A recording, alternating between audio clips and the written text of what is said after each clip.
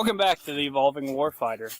On today's episode, I'm joined by a dear guest, Ron Jones, Major Ron Jones. An exceptional officer. I've had the privilege of working with him for almost a decade now. I always found him to be a highly competent and outstanding officer, and a few months ago, I had a chance to take him out into the woods. And there I kind of learned more about his background story, his life story, and some of the things that he overcame in his youth that made him, well, even more remarkable.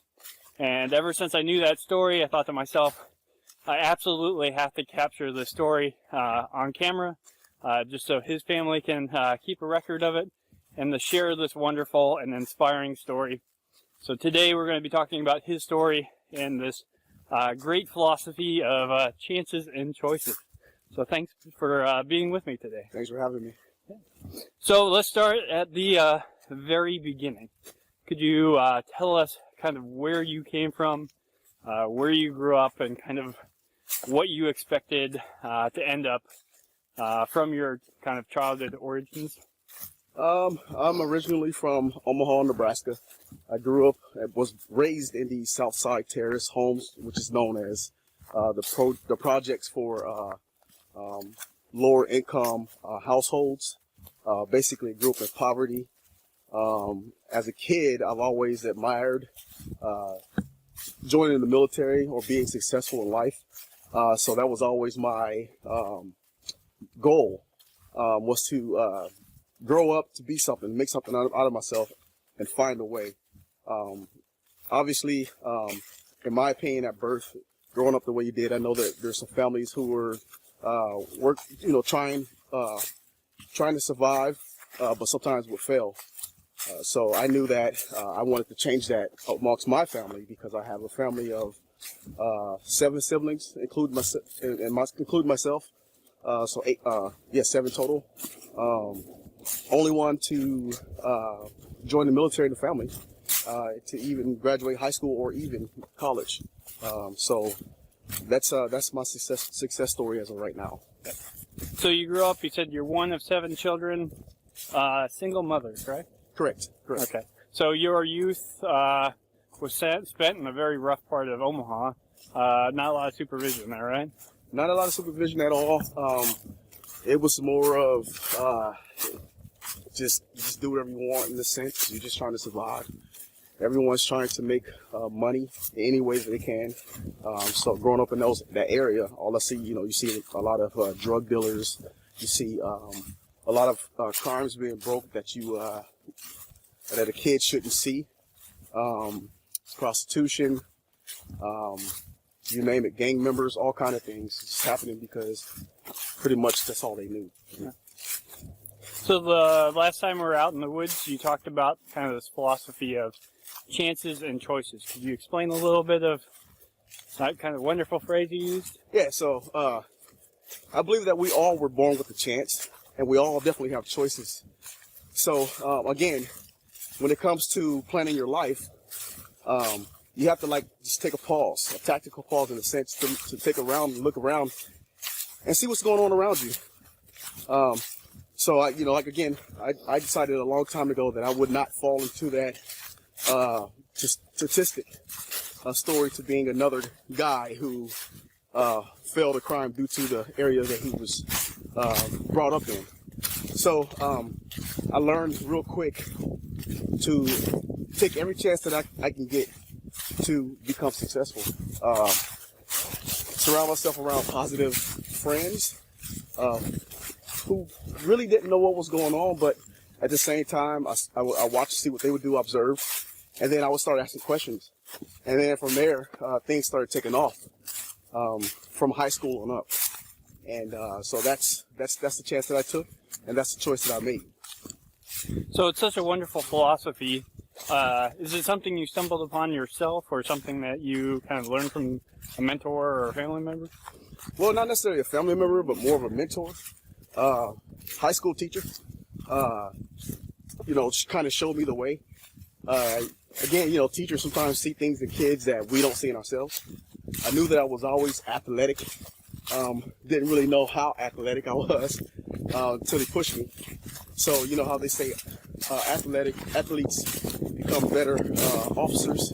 I believe that. So I played basketball in high school, played football, but my top sport was track. Okay.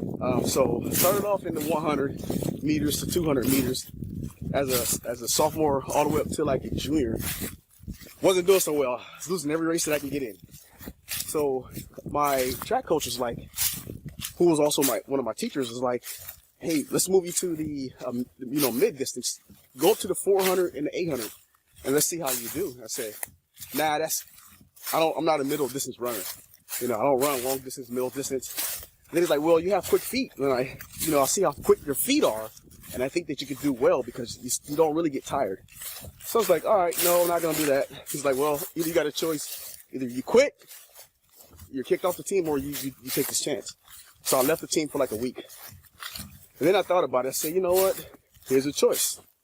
And here's also a chance to prove myself, or to prove that I could do this. So I came back, joined the team. They put me in the 800 meter dash. Wow, what do you know? I actually won that race. My first 2 laps was less than 2 minutes.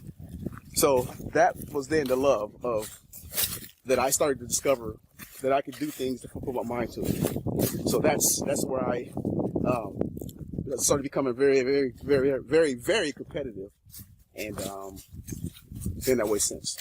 Okay. So from your kind of high school athletic capabilities, where did that lead you right after high school? Well, I actually got a full ride track scholarship. Went to a community college in Hutchinson, Kansas. In high school, actually, my junior year, I came runner-up for a state title for the 800 meters. My senior year, I actually won it. So, I'm a state champion in the 800. So they took me on to college, to a community college who offered me a scholarship. Went there for a little while, and then came home and worked odd jobs, and wasn't too satisfied with where my life was going. So I started reaching out to recruiters, and then actually landed a really good recruiter in the National Guard. Don't have his name right now. It's been a while since I've actually talked to him, but he introduced me to the National Guard, but he also introduced me to the Creighton University Army ROTC program, because I was continuing my education at UNO, so at the University of Nebraska Omaha, and so that's where I started my ROTC program, and from there I joined the military, came in as a commissioned August 20th, 2008, and I've been in since. Outstanding. So you had a really interesting story. I think you talked to me last time about when you first noticed or got interested in the Guard. Can you tell me that story? Well, when I first got interested, I was kind of like, again, hitting dead ends, and I didn't feel like I was making a difference within the community or within myself. So I had to go back to the drawing board and say, what can I do and how can I make a difference? And then the National Guard commercial actually came on to the TV. So I heard that commercial and I said, all right, that's probably a good idea to join the National Guard and be able to respond to any disasters in regards to our state or even in the federal mission. So that was something that I wanted to do. I just wanted to make a difference, make change in my life, and I did that. So not only did you make a really big impact on your life, but do you believe you've left a lasting legacy with your family? Oh, definitely. Since I've joined, I've pretty much broke the curse, in my opinion, with my family. Since I've joined, I have a nephew who actually joined the military. I have a son who's actually 23 years of age right now, who's stationed at Fort Lewis, Washington on active duty. And my wife is also in the military now. She joined 2 years ago. So as you can see, the tradition it had started, but it started with me. So again, giving others in my family the positive outlook to see that they can also be something that they probably never had the chance to be either, or thought they would not. and using me for an example, and just want to strive to do better and do things and make something out of themselves, and that's what they're doing right now, all of them. Well, it's quite a success story when you're talking about going from the projects of Omaha all the way up to being a field grade officer, and you're still comfortably in the middle of your career, and I wish you the kind of best success as you move forward. It's quite remarkable that kind of the things that you can achieve when you kind of embrace the concept of individualism or taking personal responsibilities for your actions in comparison to, I wouldn't say placing blame, but trying to assert that how you are in your position in society is based on how others are treating you, basically, instead of you taking a look at what you have, evaluating your resources, and kind of trying to improve your life day to day, regardless of how small those incremental changes are. But embracing that personal responsibility can lead you so far in life. It can, but it also depends on the individual. How bad do they want it? Yeah. And what do they want to do, and where do they want to go? Again, it boils down to choices. I've heard people say, well, you're different from others because you were actually given a chance. And I'm thinking, we all were given a chance. Some of us just take it. And if you don't take that chance or make the choice to want to do positive things in your life and become a positive, someone positive for kids can look up to, or anyone can look up to, then that was your choice. So I don't believe that one person has a chance and the other one doesn't. You have to put yourself in a position to be able to take that chance and just be open-minded, optimistic, and it's good from here. So for the audience out there that are thinking about joining the military or find themselves in the military themselves, I'd like to take the time to kind of walk through your career and see if you have any suggestions at the various levels that you served in terms of, well, just general guidance or resources that you might offer to help prepare for different stages in your career. So with that, you said you went to Creighton University at the Black Wolf Battalion. I spent some time there myself. Do you have any recommendations for individuals thinking about becoming a cadet or seeking a commission? What would you tell them for advice? My advice is it's a great opportunity. Take it, sit down, have an interview with the instructors or career counselors down at Creighton University, or even a career recruiter, within the Guard, military in general. Don't hesitate, because that's going to open up a lot of avenues for you. I've bought 2 homes since then. Used my VA home loan for that. I have VA benefits. It's just amazing of everything, all the resources the military provides for you. And I think that, for the rest of my life, I feel like that I am set up for success. And I would highly recommend, if you want to be set up for success, you should also do the same thing. I also have a free education. Yeah. So I can't complain. I don't know how many kids who I went to college with who came out of school with so much debt. And then I look around and I say, wow, this guy has a $30,000 to $40,000 debt, and I have a $0 balance. I can't beat that. I think the Army paid close to $120,000 for me before they stopped paying. So, yeah, it's an amazing jump forward in your life. So after commissioning, where did you go when you became a lieutenant? And do you have any advice for the brand new lieutenants out there? So after I commissioned, I actually came in to the 267th SMC. That was stationed out of Lincoln at the Pennerman. So SMC is the support maintenance company. Okay. I apologize for that. It's okay. But as a second lieutenant, I grew up there as a platoon leader, onto a XO to a company commander. So I grew up in that unit, and the first thing I would tell a brand new lieutenant is listen to your platoon sergeant. 9 times out of 10, your platoon sergeant is the person who has, lots of years of experience versus me, I had 0. So that was my first mentor. My company commander at the time pulled me in his office and said, hey, he counseled me when I first came into the unit, was like, you're a brand new lieutenant. You got this platoon sergeant who's got at least 23 to 25 years of experience. Shut your mouth and just listen. You listen to this guy, I'm telling you, you'll be successful. So what I did was I came in, I observed, I listened, just kind of see what was going on for the first 30 to 90 days. And then I started implementing change slowly. But it wasn't necessarily, although it was my platoon and I could make change, I also included my staff, meaning like my platoon sergeants and squad leaders.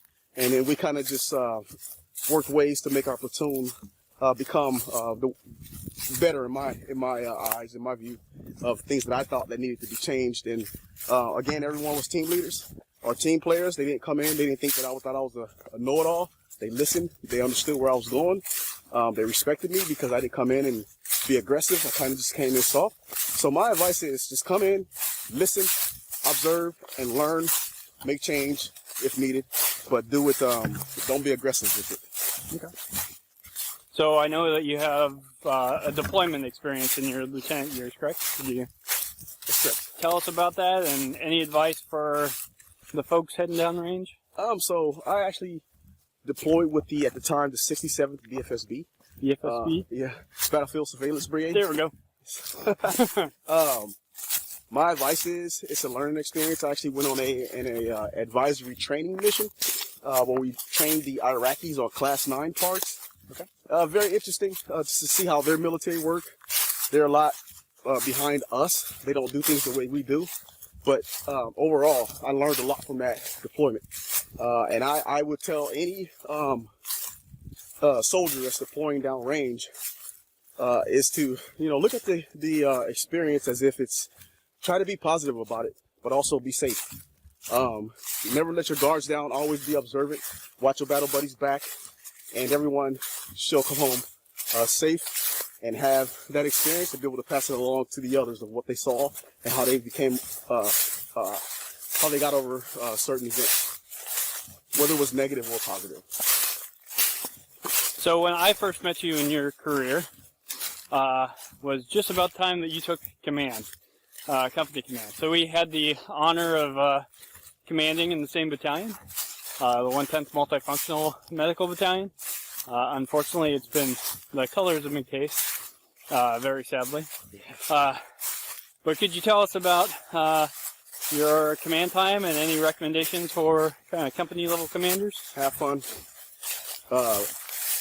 I think when I was a company commander, it was probably the funnest part of my career, because I got to get involved with my soldiers, my staff, and get to know them intimately, and get to know who their families are, the finances, their strengths, their weaknesses. Just get involved and have fun. The main goal is to have fun, allow others to make mistakes, but allow others to correct their mistakes. Counsel your soldiers when you need to in a timely manner. Keep them on path, and they'll also keep you out of trouble. So as a company commander, a new company commander, have fun. You have to have fun. Just remember that. Okay. So moving forward, stepping up in the captain rank, have recommendations for the captains out there? Yeah, for a captain is you should be finding ways to advance your career in a sense. Make sure you get your captain's career course done. Start enrolling into your master's degree. Start looking for assignments that's challenging, assignments that will broaden your career, your goals, your mindset. Just find some assignments that would, in a sense, allow you to think outside of the box, and do not be scared to make mistakes. Because you'll learn from each mistake that you make, and it's going to make you become a better officer and prepare you for the next higher grade, which is a major.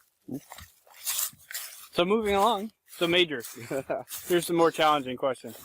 Suggestions, resources for the majors out there, knowing that you've kind of recently arrived, been there for about a year. What's your kind of opinion as a kind of a junior major, how to prep yourself? Well, you have to establish yourself immediately as an Iron major, meaning like don't be afraid to get in the fight.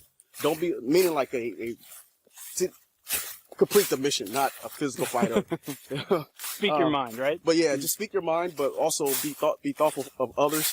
You catch more bees with honey than you would with vinegar or water. So it's a team effort. Learn to be a team player. You're a staff officer at that time. At that point, you want to set your boss up for success. Do your job because it's going to also help your supervisor do his job and be successful in what he does. And it's a good reflection of your work to his work. So just learn and just keep your mind open, and be transparent, and you're gonna be good from there. Just again, do not be afraid to get in the fight. Moving forward, do you have any just kind of generic advice for soldiers in general? For soldiers in general, stay in shape. The new ACFT test is the new ACFT is going to be challenging if you wait. You need to get on that now. But for a new soldier is just be a team player. There's no I in team. And just look out for your battle buddies. Whether it's whether they're in your unit or not, a soldier is a soldier. And just learn. Come in, learn your job, learn a trade, whatever you want to do, and have fun. Just have fun.